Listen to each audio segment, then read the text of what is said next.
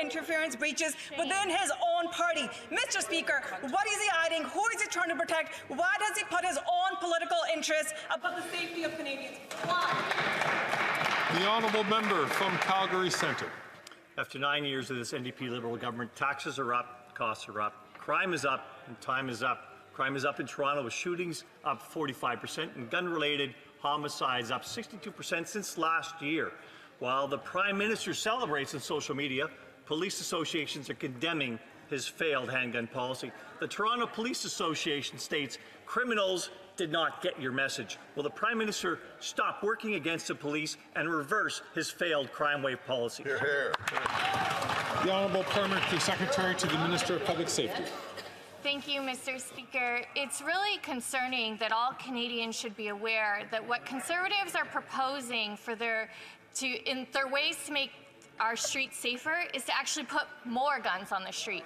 We have banned handguns and assault weapons that were designed for the battlefield, and Conservatives want to make those guns legal again. Mr. Speaker, we know investments in crime prevention and investments in our border to prevent illegal guns into our country, and to ban handguns is the solution to make our communities safe. Good job. I'm going to remind members, please, not to take the floor unless they're recognized by the Speaker. The Speaker is now recognizing the honourable member from Calgary Centre. Well, thank you, Mr. Speaker. When that member responded on social media to similar claims, the Toronto Police Association said, "We are sharing data about gun violence in Toronto. These facts represent the work of our members and the lives of victims. Shame on anyone who suggests otherwise." End quote. After 9 years of violent gun crime has doubled in Canada. In Calgary, it's quadrupled. That is the Liberal record. Will the Prime Minister end his self-congratulatory rhetoric and start listening to the police to stop this deadly crime wave? The Honourable Parliamentary Secretary to the Minister of Public Safety. Mr. Speaker, while Conservatives like quotes, let me quote their record on the issue. When Conservatives were in power, they cut $143 million out of CBSA. That was 1,100 CBSA employees. And what did the former president of the public safety workers say at the time? He said, quote, "More weapons, illegal drugs, child pornography will pass through our borders, not to mention terrorists and sexual predators and hardened criminals," end quote. That's the Conservative record. The honourable member from Sturgeon River Parkman. Thank you, Mr. Speaker. I think what that member just illustrated is what has happened under 9 years of this NDP Liberal government. Taxes are up, costs are up, violent crime continues to go up. The Liberals' gun ban does nothing to stop violent crime on our streets. In fact, violent gun crime is up 116% across Canada since this Liberal government took power. The Vancouver Police Association agrees. They stated, "Stopping legal sales will not stop criminals from getting guns illegally. They're only restricting law-abiding citizens while doing little to actually address crime and violence." When will these Liberals finally listen to police, stop attacking law-abiding gun owners, and go after the violent criminals instead? The Honourable Minister of National Defence. Thank you very much, Mr. Speaker. Mr. Speaker, I spent 39 years of my life fighting gun violence in the City of Toronto. And one of the things I learned is that cops count. But today, Mr. Speaker, there are 700 fewer police officers in Toronto than when I was the chief. And those are the same police officers that fought guns and gangs. They gave evidence at bail hearings and they kept neighborhoods safe. But just like Stephen Harper, who cut 1,000 RCMP jobs, successive Conservative mayors and premiers have frozen police budgets and frozen police hiring. And this is the price that we all pay for reckless Conservative cuts. And Mr. Speaker, if the Conservatives are looking for causation of the increase in violence, look in the mirror. The honourable member from Sturgeon River Parkman. Well, Mr. Speaker, under this Liberal government and under that Liberal minister, RCMP recruitment is at all-time lows. They should be the ones looking in the mirror. The Liberals' record on violent crime and car theft is abysmal. The Insurance Bureau of Canada published a report showing that car theft claims are up 138% since this Liberal government took power. Whenever the Liberals get up and brag about their action on car theft, people don't know whether to laugh or to cry. They're admitting that they failed terribly, but now they're bragging that they're failing just a little less spectacularly than they were before. When will these Liberals finally get serious, stop targeting law-abiding Canadians, and get serious about violent crime instead? The Honourable Parliamentary Secretary to the Minister of Public Safety.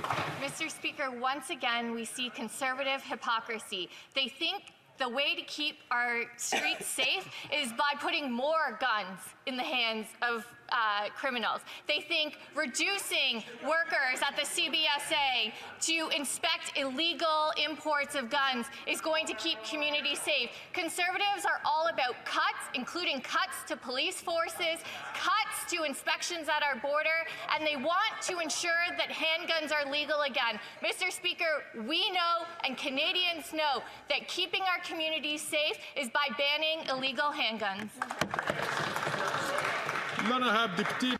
The Honourable Member for Joliette.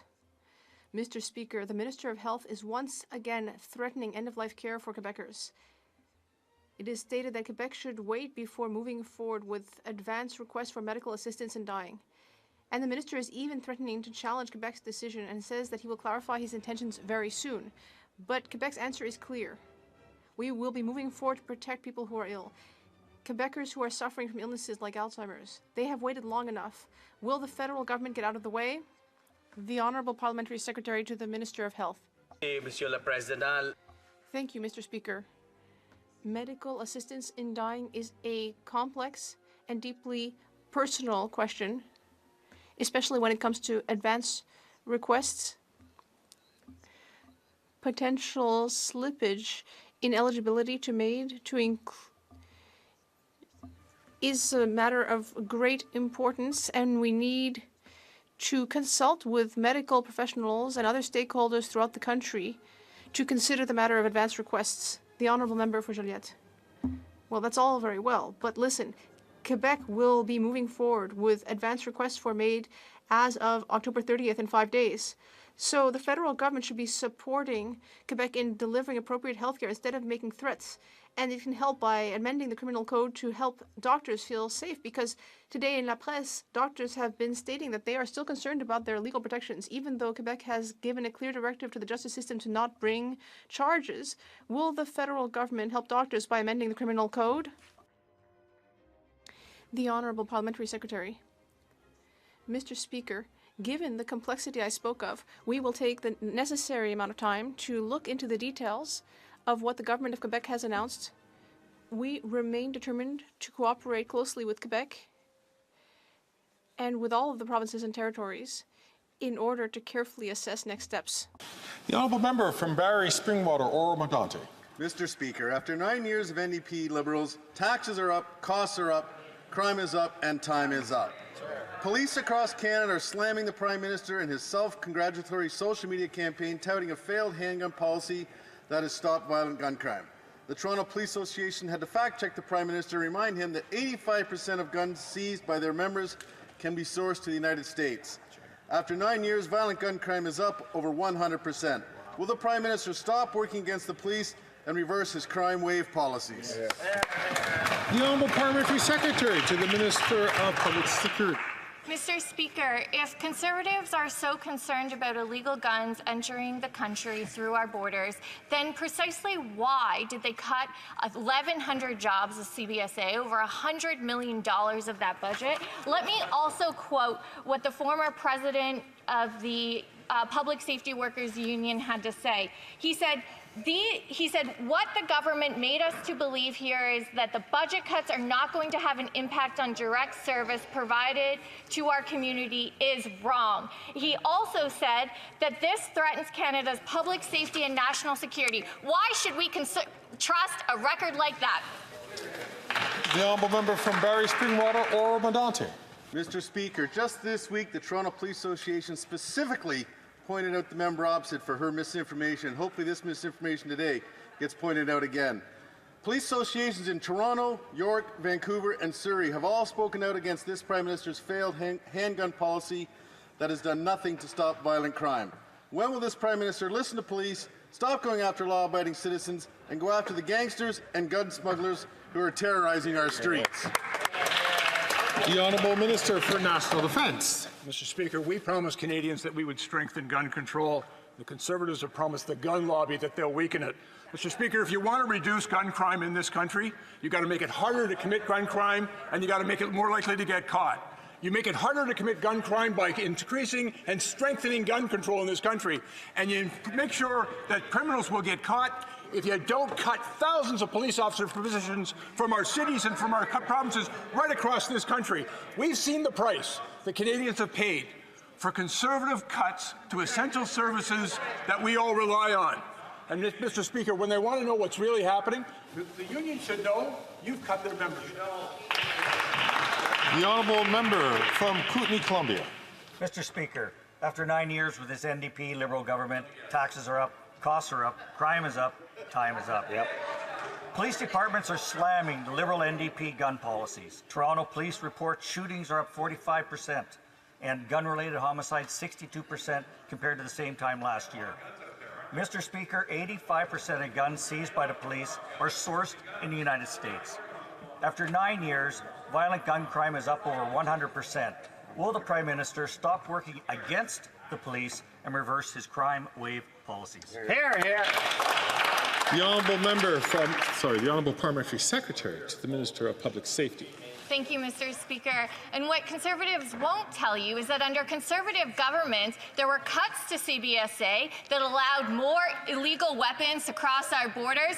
Conservative provincial governments have cut and slashed police budgets that have had a reduction of police on our streets. While Conservative governments create cuts, we invest in our police services, we invest in our borders, and we get guns out of our streets. Here, here. The honourable member for Laval-les-Îles. Thank you, Mr. Speaker. Yesterday, the Minister of Immigration, Refugees and Citizenship presented the 2025-2027 Immigration Levels Plan. This plan will directly respond to the changing needs of our country. We know that immigration can be a powerful tool for the vitality of Francophone communities outside Quebec. Could we get an update, please, from the Parliamentary Secretary on the efforts that our government has made to support immigration outside Quebec? The Honourable Parliamentary Secretary to the Minister of Health.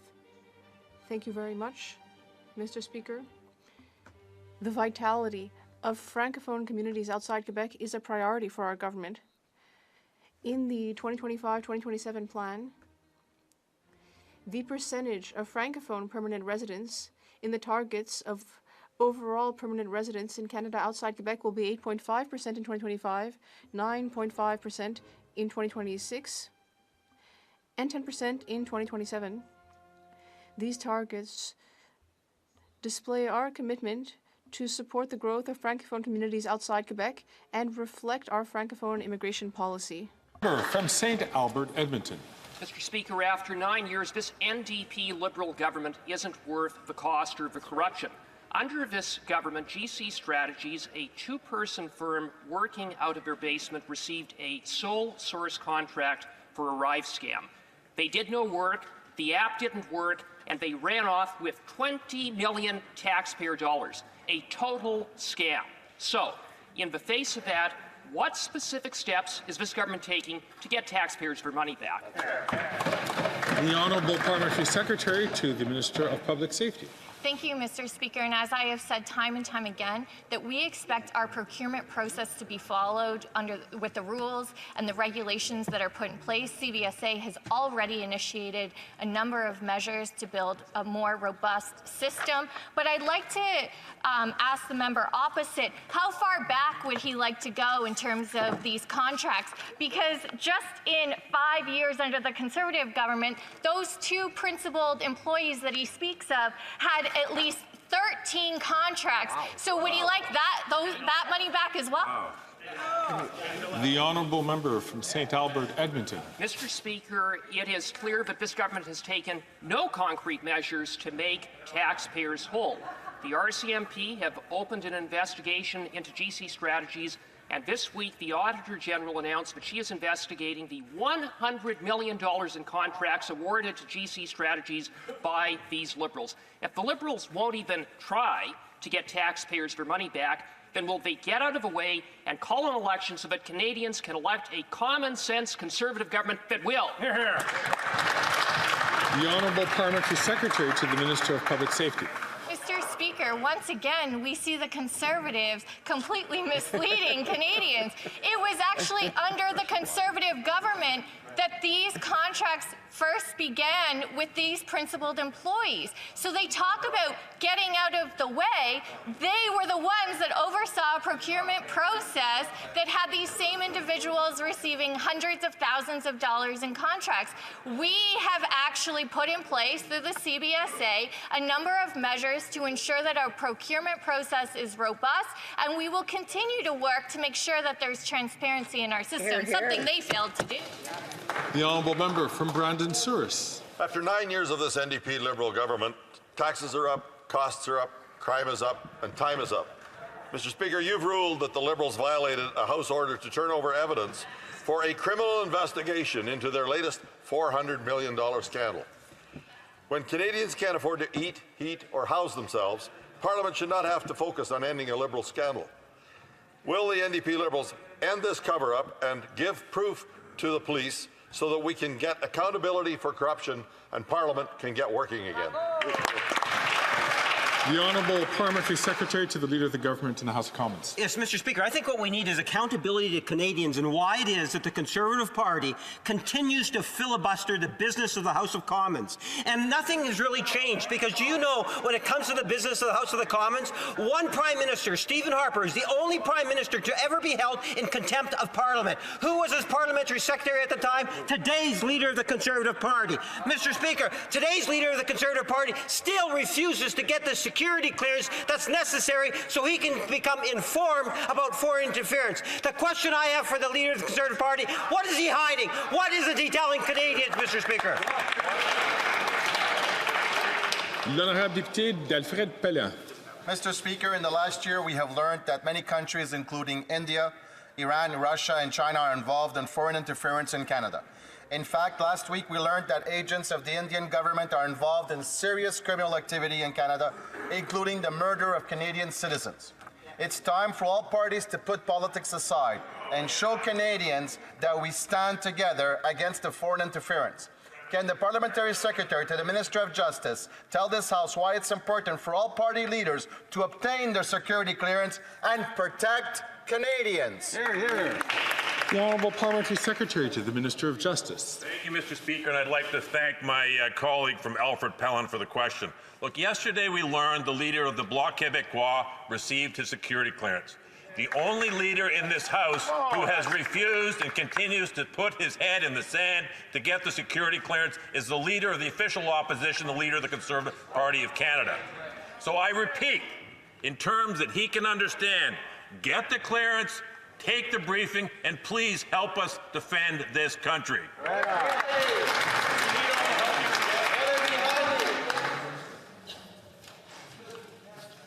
The Honourable Member from Windsor West. Mr. Speaker, this government continues to ignore the people of Windsor-Essex by allowing hazardous material to cross the Ambassador Bridge in a shady deal. We know the border officers won't even get the proper training they need to deal with the eventual disasters that will occur. Instead of detailed in-person courses to go over what to do in the case of disasters, they are learning from 2 slides in an online slideshow. The Liberals continue to cave to the Ambassador Bridge lobbyists to get to be able to board up homes, get special plaza privileges, and now hazmat money to line their pockets. Are the Liberals going to choose safety of our environment and economy or the lobby interests of a U.S. billionaire and his empire?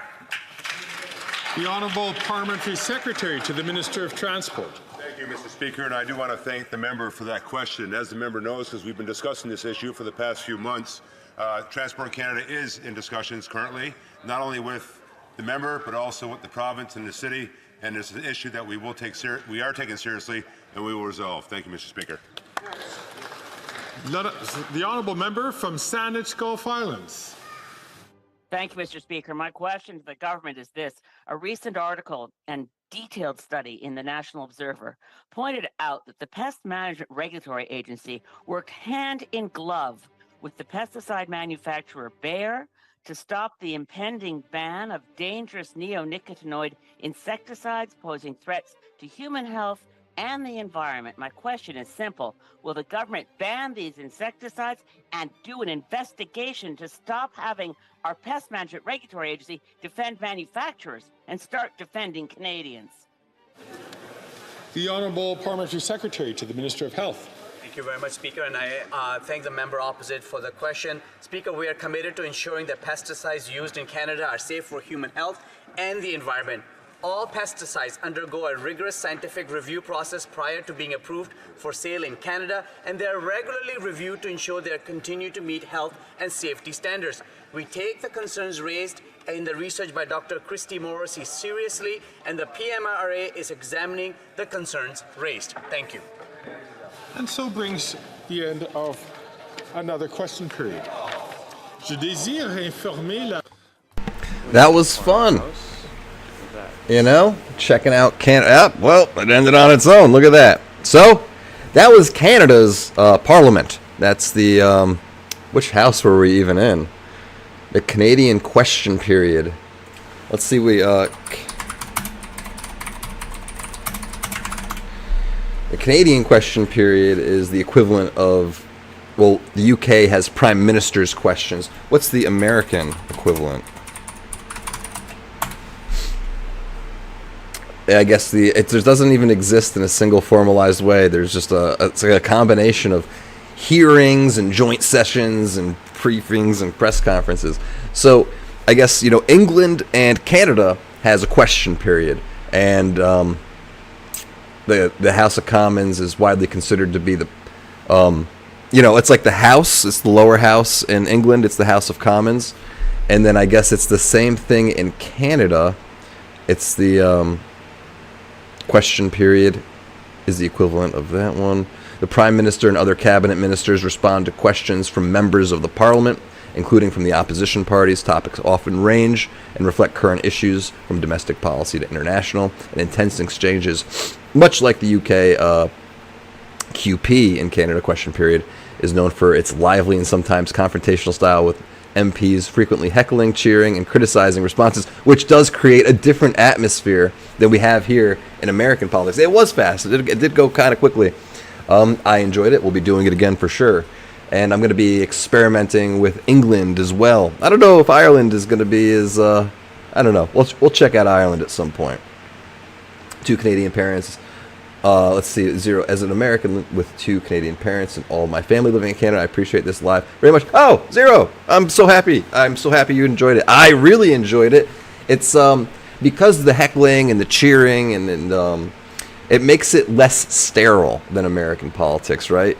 Because there's no cheering. They'll like suspend the hearing. They'll stop everything. Hey, all right, start kicking people out. This not so much. Like it. I like it. So I will experiment with the schedule and see the Prime Minister question period. Is that what that was in England? Prime Minister's questions. And here in Canada, it's not here. There in Canada, it's the question period. And in America, we got nothing like it. So, interesting. We'll learn this together. We're going to learn the ropes. We're going to learn our favorite people. You need heavier music. I don't blame you, Daniel. I like the Doom soundtrack. There's like the Doom, you know, workout mix. It's pretty heavy. If you need something heavy, I like that one. It goes from 0 to 100 very quickly. It escalates very quickly. All right. So that's it. I'll be keep an eye out for the UK Parliament. We got the Canadian Parliament. We got American Congress going now. It's going to be fun. It's going to be fun. All right, I'll leave you all to it. Fight brain rot and subscribe.